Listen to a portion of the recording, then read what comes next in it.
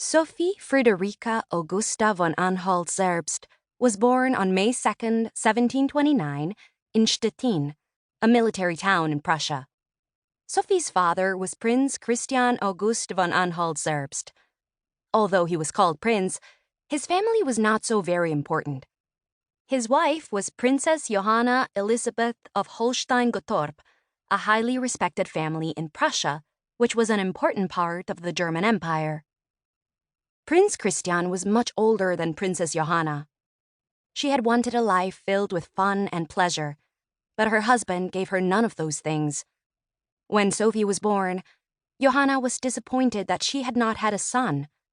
So when Sophie's brother, William, was born 18 months later, Johanna gave most of her attention to him, sometimes ignoring her daughter, until young William died of scarlet fever.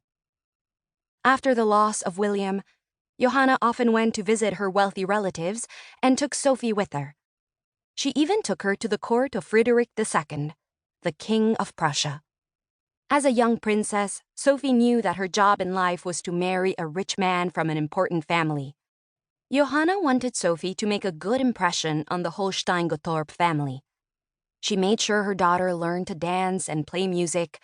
She spoke German, which was the language of Prussia, and French.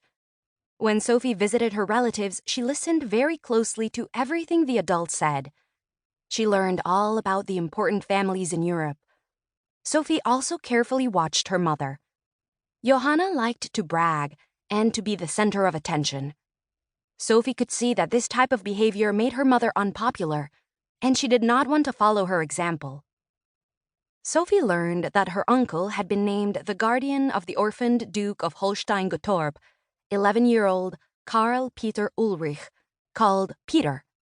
He was the grandson of Peter the Great, the former emperor of Russia. When Sophie met Peter, he was a thin, delicate boy with blonde hair. He was very shy and lonely and a little unpleasant, but Sophie was kind to him. When Sophie was 12 years old, Russia got a new ruler, Empress Elizabeth. Elizabeth's father had been known as Peter the Great. She was not married and had no children, so she declared that Peter Ulrich, her orphaned nephew, would be her heir, the person who would rule Russia one day as Peter III. Elizabeth invited Peter to leave Prussia and live with her as part of the Romanov family in Russia. On January 1st, 1744, Sophie's family sat down for a New Year's Day dinner. A courier arrived unexpectedly. He had a letter for Johanna. It was from St. Petersburg.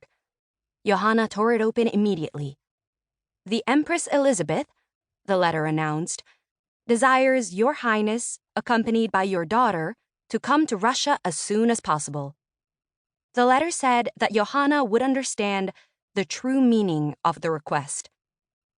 And Johanna certainly did understand it. Sophie, now 14, had been chosen to marry the future emperor of Russia.